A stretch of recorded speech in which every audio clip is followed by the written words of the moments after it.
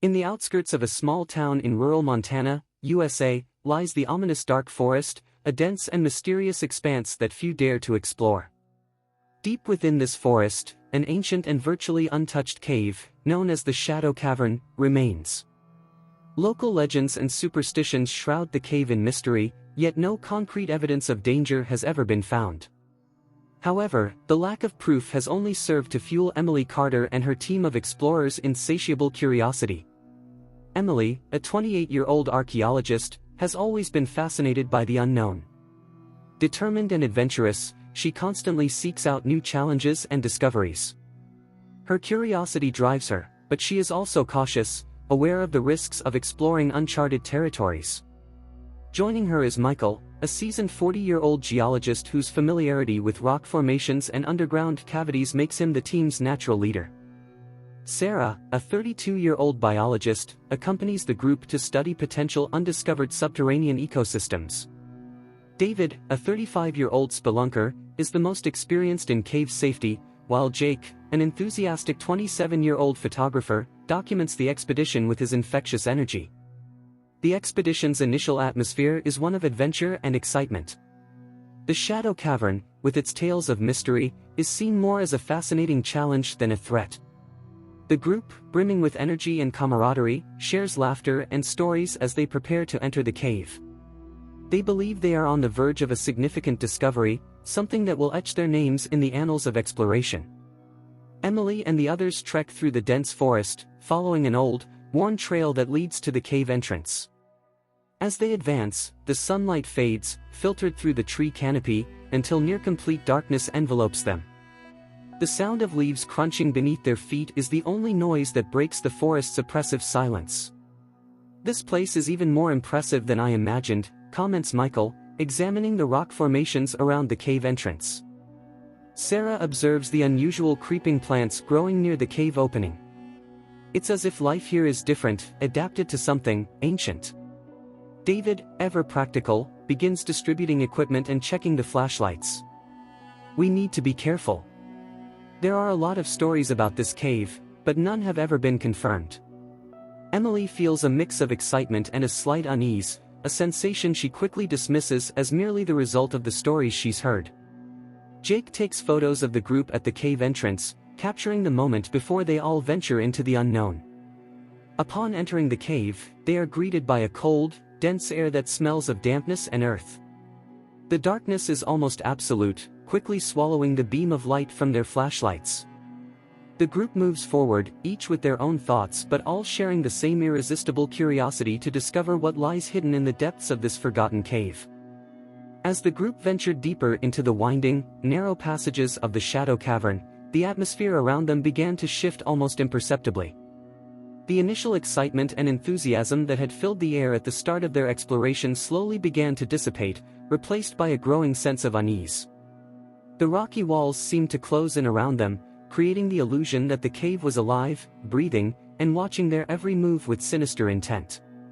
The silence, once comforting, now felt oppressive. The controlled breaths of the explorers and the muffled sound of their footsteps echoed through the passages, breaking the tranquility in a disturbing way. Their flashlights, which had once illuminated their path with confidence, now revealed details that seemed deliberately hidden: stalactites as sharp as teeth, small pools of crystalline water that reflected their distorted images, and bizarre rock formations, sculpted by time into shapes that almost resembled faces, lurking in the shadows. Each step they took felt heavier than the last, as if the cave itself resisted their presence. The air, thick and humid, became harder to breathe, carrying a strange electricity that sent shivers down their spines. There was a growing weight in the air, an unseen but felt presence that hovered over them like a silent threat. After hours of careful exploration, the group came to a passage blocked by a pile of rocks. The barrier looked like a natural landslide, something that could have occurred only a few months, perhaps a year ago. David, ever the pragmatist, stepped forward to examine the rocks, trying to assess the situation. "We can clear this. It looks recent, probably just a small slide," he commented, his voice sounding oddly loud in the sepulchral silence of the cave. The tension that had begun to build dissipated briefly as they all worked together to remove the smaller rocks. Michael and David led the effort, while jokes and comments about what might be hidden beyond the barrier echoed among them, trying to keep the mood light. But there was something about the cave that would not be so easily dismissed, a presence that seemed to strengthen as the rocks were cleared away. As they worked, a slight tremor ran through the cave, a murmur that the earth seemed to exhale but that almost went unnoticed. Almost. Emily felt a shiver run down her spine, as if the cave were issuing a warning. Suddenly, a larger rock was dislodged. The ground beneath them vibrated, and what had seemed like a controlled slide transformed into a sudden and violent collapse. The cave shook like a beast awakening from a long sleep, and a cloud of thick dust rose up, blinding and suffocating them. The deafening sound of falling rocks was followed by an unsettling silence. Emily felt panic rising within her, a cold wave threatening to overwhelm her reason. She took a deep breath, forcing herself to remain calm as the echo of the collapse still reverberated in her ears. When the dust finally began to settle, and the darkness dissolved, the group realized that the passage that had been blocked was now open. What was revealed, however, was not merely an extension of the cave but a secret chamber, hidden for countless years. The chamber was vastly larger than any other part of the cave they had explored. An almost palpable darkness filled it, swallowing the light of their flashlights with a voracity that made the group feel exposed, vulnerable. The walls of the chamber were covered in strange inscriptions, intricate symbols that none of them could decipher, carved with a precision that did not seem natural. As they entered the chamber, a putrid stench filled the air, thick and nauseating. It was not the common smell of decay but something older, deeper, as if the earth itself were rotting. Sarah covered her nose and mouth with the sleeve of her jacket, trying in vain to filter out the odor that seemed to permeate everything. For Emily, however, the smell was far more intense, a visceral sensation that hit her with the force of a wave. Each breath seemed to bring a tide of nausea, her stomach churning in protest. She leaned against one of the walls, feeling the coldness of the stone against her skin, trying to push away the feeling of vertigo. "Something's wrong here. We need to get out, now," she said, her voice trembling and almost inaudible. But the others were fascinated by the discovery, as if the smell and the unease did not affect them in the same way. David, absorbed by the mystery of the inscriptions, held his flashlight closer to the walls, trying to decipher the symbols that danced on the rocky surface. Michael, in turn, crouched down to examine a strange formation of stones in the center of the chamber. The stones, arranged in an irregular circle, seemed to have been placed there deliberately, long ago. Without thinking, he tried to move one of the stones, and it yielded easily. The instant the stone was removed, a low, deep sound reverberated through the chamber, a groan that seemed to come from the earth itself. The smell of decay increased, becoming almost suffocating.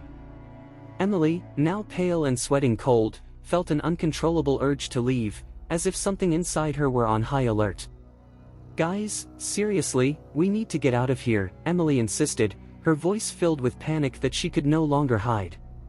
But before anyone could respond, the floor of the chamber vibrated slightly again, as if something, far below, were awakening from a long and disturbed sleep.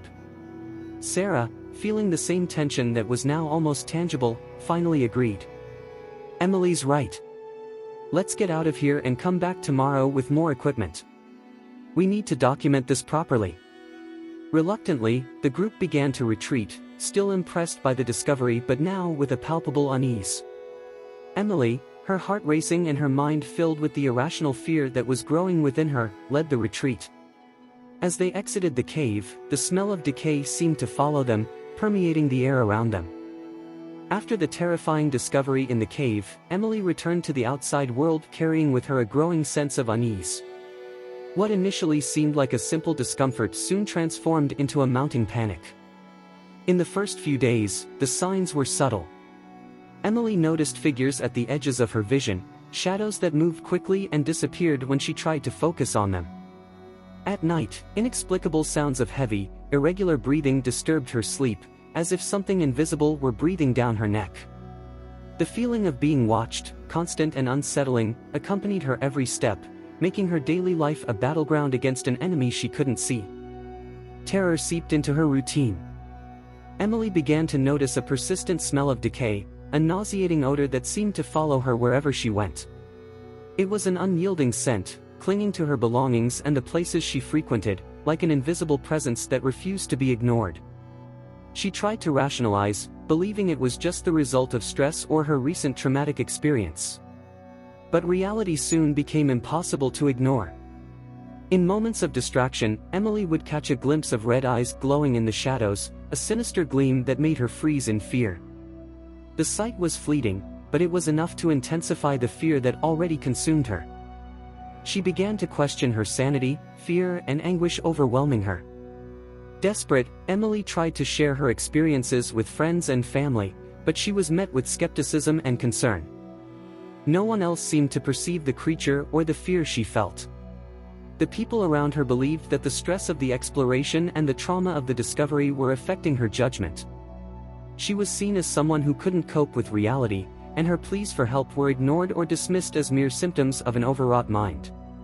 Despair grew as Emily realized she was completely alone in her experience. The feeling of being watched intensified, turning every shadow and every noise into a sign that the entity was drawing closer. Her life became a constant struggle to differentiate reality from psychological terror, and the line between sanity and madness began to blur. The entity she had awakened, now free and unseen, continued to haunt her, while the world around her remained blind and indifferent to the threat she faced. Fear and anguish became Emily's constant companions as the invisible terror took hold of every aspect of her life, making the outside world as dark and menacing as the cave she had left behind. After the horrifying discovery in the cave, Emily realized she couldn't simply ignore what was happening. The weight of the unseen presence haunting her was unbearable, and the constant sensation of being watched was tearing her apart. She decided she needed to understand what she had unleashed in that dark place and began a desperate search for answers. Emily spent countless hours in libraries, poring over ancient texts, forgotten mythologies, and records of local legends. She hoped to find any mention of the creature that now seemed to inhabit every dark corner of her life. Her hands trembled as she turned the aged pages, her eyes darting from word to word, searching for any clue. But all she found were vague tales and ghost stories that didn't fit what she was experiencing. Unsatisfied with the lack of answers in books, she sought out experts, historians, archaeologists, even occultists. Each encounter was more frustrating than the last. They listened to her story with skepticism or concern, but no one had an answer. Some suggested it was all in her head, while others spoke of nameless evil entities, forces that existed beyond human comprehension. But nothing was concrete, nothing that could help her confront or understand the terror that haunted her. The lack of information was terrifying. Emily felt like she was falling into an abyss of despair, where no one could reach her. Psychological isolation began to consume her life. She lost sleep, her nights becoming an endless vigil, every sound in the darkness amplified by fear. The sleepless nights turned her days into a blur, an existence marked by exhaustion and constant panic. She began to withdraw from the people she loved. Friends and family tried to help, but how could they? They didn't see what she saw, didn't feel what she felt. To them, Emily was losing her sanity, her obsession with the creature being just a sign that she needed professional help. They encouraged her to seek therapy, to rest, to forget about the cave. But Emily knew that wasn't an option. Whatever she had unleashed was real, and it was coming for her. Every attempt to connect with others only isolated her further. Her explanations were met with pitying looks or disbelief. "You're exhausted, you need to rest," they would say. But how could she rest with that thing lurking? Fear seeped into every aspect of her life, becoming inescapable. She retreated into herself, growing increasingly distant from those around her, trapped in a cycle of terror that seemed endless. The psychological terror was intense, a constant presence in her mind. Emily began to avoid mirrors, afraid of seeing the creature's red eyes staring back at her. The smell of decay became unbearable, invading even her moments of lucidity. She started to question her own sanity, but the fear was too real, too tangible to be merely imagination. As days turned into weeks, the terror became more aggressive. The figure that had once appeared in the distance now drew closer. Shadows came alive around her, stretching out to touch her skin, leaving her with the sensation of something cold and slimy. She felt the creature getting closer, as if it were cornering her, waiting for the right moment to strike. The fear that had once been a shadow on the periphery of her life was now a constant, overwhelming presence. Emily knew she needed to find a way to end this, but the lack of answers consumed her. She felt like she was running out of time, and despair drove her to a breaking point. Alone, unsupported, and hopeless, Emily was forced to confront the grim reality. She had unleashed something that should never have been awakened, and now she was at the mercy of a terror that could not be stopped or understood. The psychological terror was destroying her, and with every step she took, the creature seemed closer, hungrier, more determined to drag her into the shadows from which it came. With despair now consuming every aspect of her life, Emily decided to return to the forest that, paradoxically, held the secret to her torment. The decision came as a last thread of hope, a final act of courage, or perhaps a cry of desperation. The forest, which had once seemed a place of adventure and mystery, now greeted her with a sense of oppressive desolation. The vibrant green of the trees had transformed into a sea of shadows and menacing silence, mirroring Emily's state of mind. The journey back was a painful and melancholy trek. Every step seemed a reminder of what was lost and the terror that unfolded. The smell of decay, now ingrained in her memory, seemed to be back, carried on the forest's breezes. The weight of anguish was palpable in every breath, and Emily trudged through the dense woods, fighting the feeling that something was watching her every move. Finally, after an exhausting journey, she found the hermit, an old and isolated man living in a rudimentary cabin. He was a figure of wisdom and tranquility in stark contrast to Emily's inner turmoil. His presence, though welcoming, carried the weight of many untold stories and ancient mysteries. The hermit greeted her with a look that combined compassion and a deep sadness. Upon hearing her anguished tale, he revealed the dark truth about the entity Emily had awakened. The creature was an ancestral entity, an ancient and malevolently powerful force that had been sealed away by her ancestors to protect the outside world. The hermit explained that the seal could not be easily resealed. It was a primordial force, something beyond human comprehension, and what had been broken was nearly impossible to mend. Every word from the hermit seemed to carry the weight of an inevitable fate, the melancholy of a battle lost. The reality of what was at stake became clear. The entity was free, and time was rapidly running out to contain the threat. Emily felt despair deepen, knowing that despite the small glimmer of hope the hermit offered, the task was monumental and perhaps impossible. The atmosphere was thick with a silent despair, a sense of urgency that contrasted with the hermit's tranquility, who seemed to accept the inevitability of his failure with a painful resignation. Time, which should have been an ally, now became an implacable enemy. Emily realized that the battle against the entity was nearly lost, and what remained was a grim acknowledgement that the world might be on the brink of a disastrous awakening.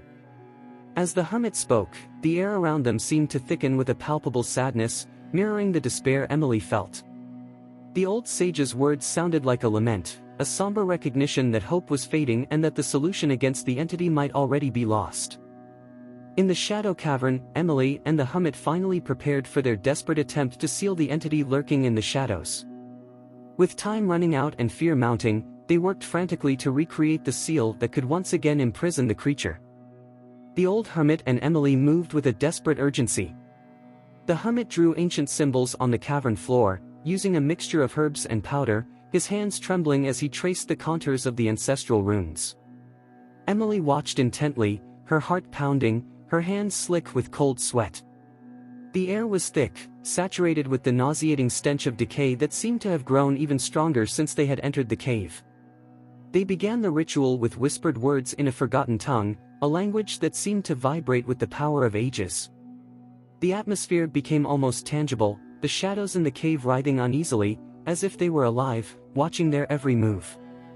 Emily tried to concentrate, but the feeling of being watched and the imminent presence of the creature was almost unbearable.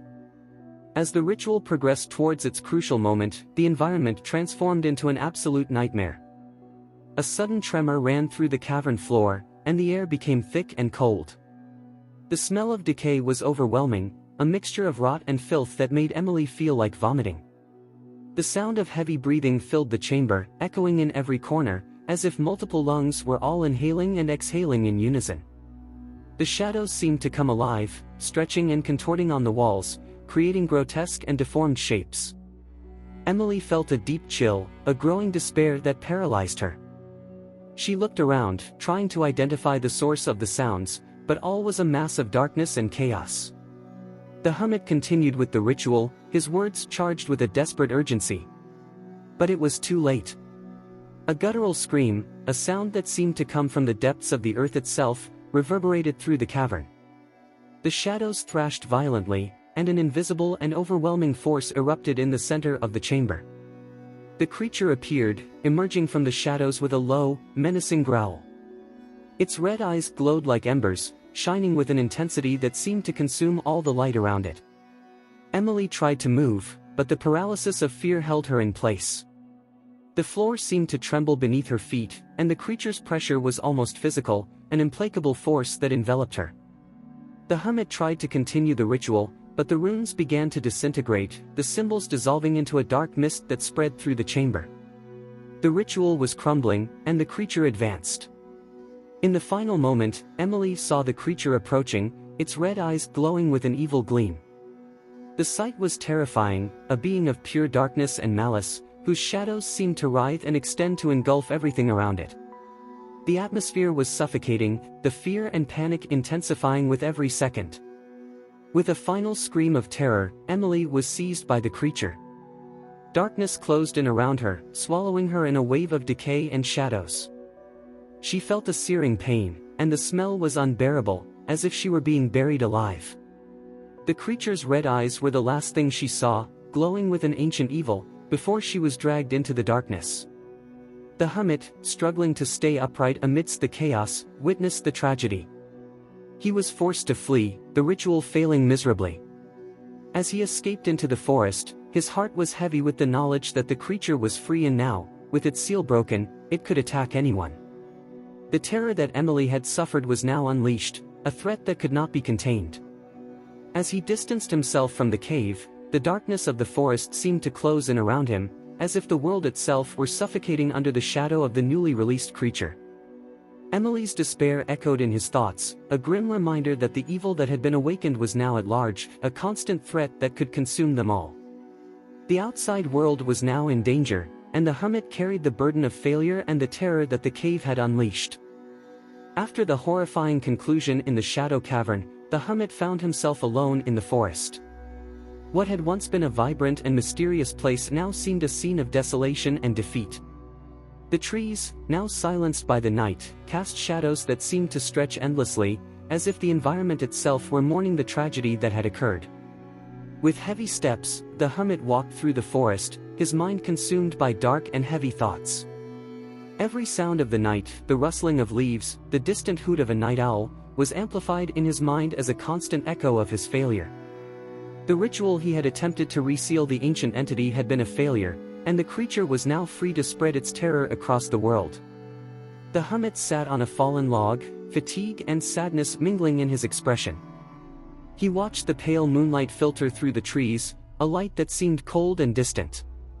His thoughts turned to Emily, who had suffered a horrible fate, consumed by the very darkness he had tried, in vain, to control.